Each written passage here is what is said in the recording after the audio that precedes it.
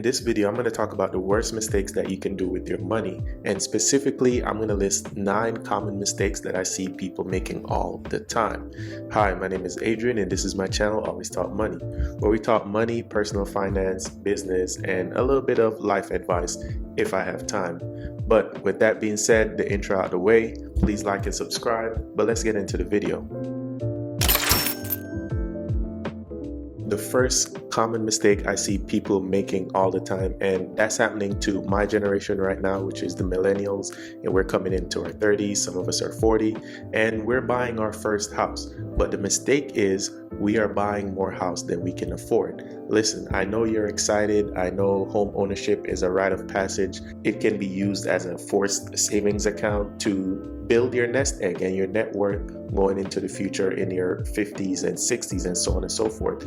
But it's going to be the opposite of that. It's not going to be a nest egg. It's not going to be your dream home. It's going to be your nightmare home, because if you get more mortgage than you can afford, then you have repairs, you have property taxes, you have upgrades that you want to make for the home, because if you don't upgrade your home, how are you going to be able to reinvest in it and also be able to sell it for more money in the future if it's going to be a part of building your net worth and your nest egg? So do not purchase more home than you can afford. That's a common money mistake that I see a lot of people make, and that's one of the worst ones, because you will see people come online, even here on YouTube, wherever, Reddit posts, wherever, you'll see people complaining about how their house is making them stressed out and they cannot deal with it because they bought too much house. The second money mistake that I see a lot of people make is accumulating credit card debt, right? They get you into it, those introductory offers and those perks and all these things. And you know me personally, I am not an advocate for credit cards, but I do understand their value when it comes to the financial space. But at the end of the day, you have to be very careful. Right now in America, we are in a credit card debt crisis. We are billions of dollars collectively in credit card debt.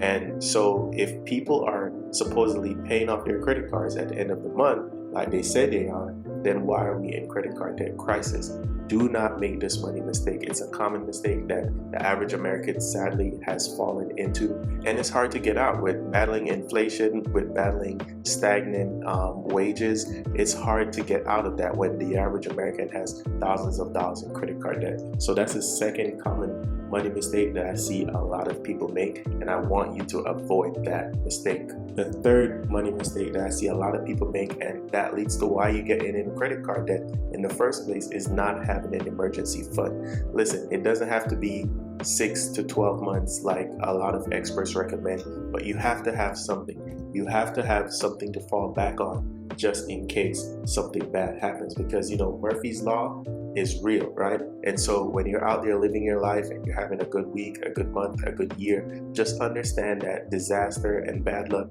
is just around the corner. It's just the law of averages. And so with an emergency fund, you kind of protect yourself a little bit. Even if you can't protect yourself all the way, you protect yourself a little bit from falling into financial woes like credit card debt and not being able to pay those home repairs on that expensive mortgage that you have, right? So not having an emergency fund is definitely a money mistake that a lot of Americans make, especially in today's day and age where the average American does not have $500 to cover an emergency. And I think a lot of people, if they really dug deep, you could find a way to save $500, even $1,000 just to set aside in case of an emergency. Fourth money mistake that a lot of people make, and this is what leads into a lot of financial woes, and that's trying to impress other people or keeping up with the Joneses. You bought too much house because your neighbor has a big house, right? You have the credit cards because your neighbor talks about the Delta Lounge and all the airline points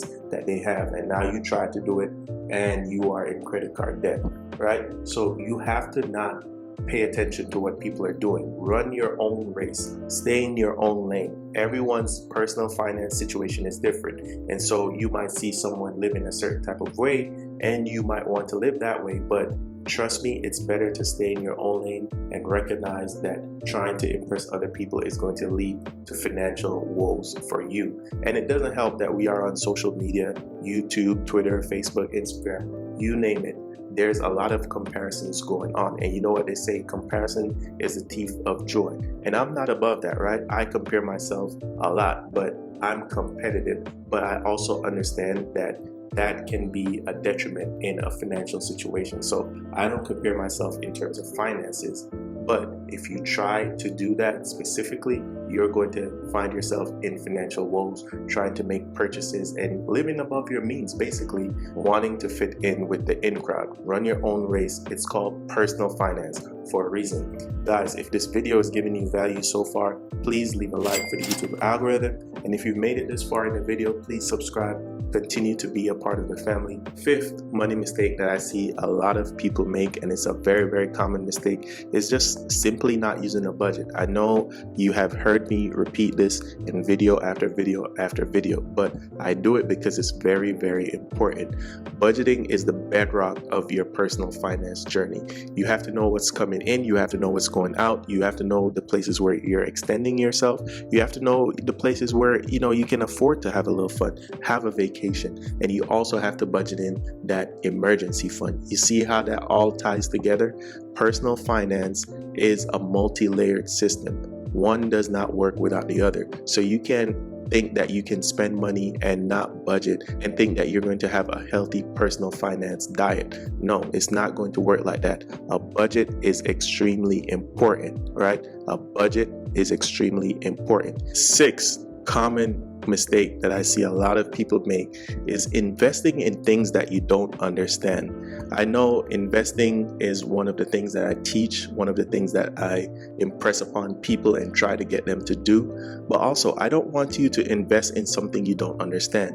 Don't invest in real estate if you don't understand the market, if you don't understand the city, if you don't even understand the neighborhood and the comms of the neighbors and the houses next to that property, right? Don't invest in crypto if you don't know anything about the blockchain and all that entails, right?